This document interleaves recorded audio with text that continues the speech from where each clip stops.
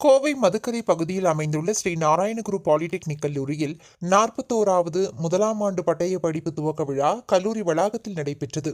விழாவிற்கு கல்லூரியின் துணை முதல்வர் கௌசல்யா தேவி வரவேற்புரை வழங்கினார். தொடர்ந்து சிறப்பு விருந்தினர், கல்லூரி முதல்வர் மற்றும் ஆசிரியர்கள், முதலாம் ஆண்டு மாணவ மாணவியர்கள் ஆகியோர் குத்துவிளக்கு ஏற்றி நிகழ்ச்சியை துவக்கி வைத்தனர். நிகழ்ச்சிக்கு கல்லூரி முதல்வர் உதயகுமார் தலைமை உரையாற்றினார். அப்போது கல்லூரியின் சிறப்புகள், கல்லூரியில் வழங்கப்படும் பாடப்பிரிவுகளை முதலாம் ஆண்டு மாணவர்களுக்கு எடுத்துரைத்தார்.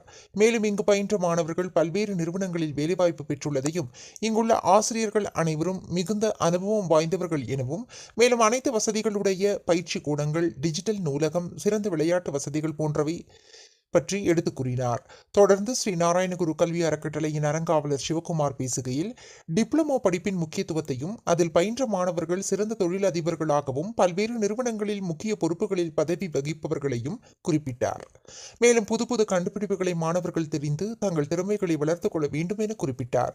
நிகழ்ச்சிக்கு சிறப்பு விருந்தினராக கோவை எமரால் ஜுவல்லரியின் மனிதவள மேம்பாட்டு தலைவர் வசந்தன் பங்கேற்ற மாணவர்களிடையே உரையாற்றுகையில், வாழ்க்கை என்ற ஓட்டப்பந்தயத்தில் கடின உழைப்புடன் நமது இலக்கை நோக்கி வெற்றி பெற்றால் ஏனைய அனைத்து வசதிகளையும் தாமாகவே தம்மை தேடி வரும் என வலியுறுத்தி பேசினார்.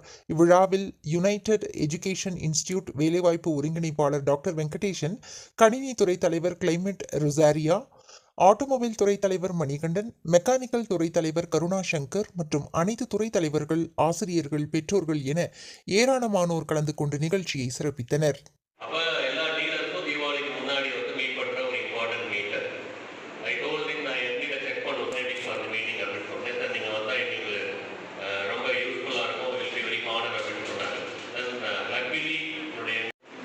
Respected Chief Guest, beloved Vasandan.